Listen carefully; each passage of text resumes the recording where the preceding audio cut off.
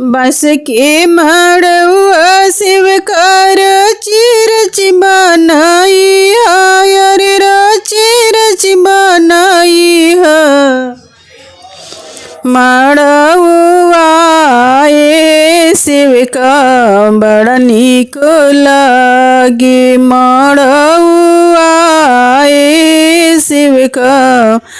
बड़ा नीक लागे ओही रे मड़ुआ पर शिव गुरु के नामवा पार्वती मैया के नामवा मड़ुआ शिव का बड़ा नीक लागे मड़ुआ शिव का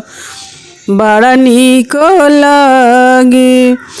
माटी के घोरिलवा कोहरा रची बनाई हरे रची बनाई हरिलवा कोहरा बड़ा नीक लागे घोरिलवा कोहरा बड़ा नीक लागे ओही रे घोरिलवा पर शिव गुरु के नामवा पार्वती मैया के नामवा घोरिलवा कोहरा बड़ा नीक लागे घोरिलवा कोहरा बड़ा नीक लागे माटी के ढकनिया कोहरा रची बनाई हरे रची बनाई ढकनिया कोहरा बड़ा नीक लागे ढकनिया कोहरा बड़ा नीक लागे माटी के दियरवा कोहरा रची बनाई हरे रची बनाई दियरवा कोहरा बड़ा नीक लागे दियरवा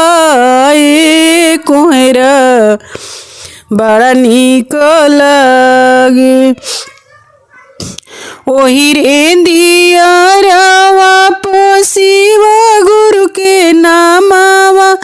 पार्वती मैया के नामवा दियरवा कोहरा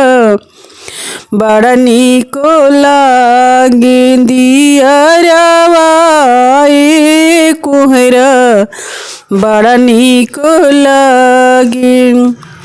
कनैल के फूलवा मलिया चुन ले आई हरे चुन ले आई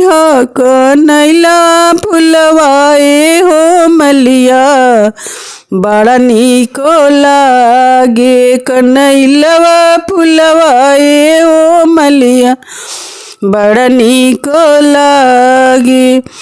ओही रे फूलवा पर शिव गुरु के नामवा रे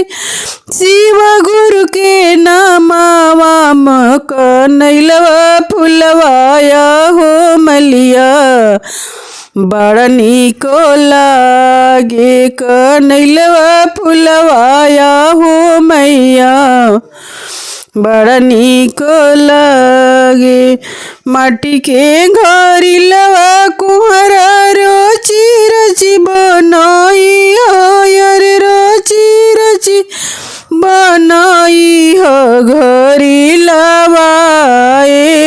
कोहरा बड़ा नीक लागे घोरिलवा कोहरा बड़ा नीक लागे।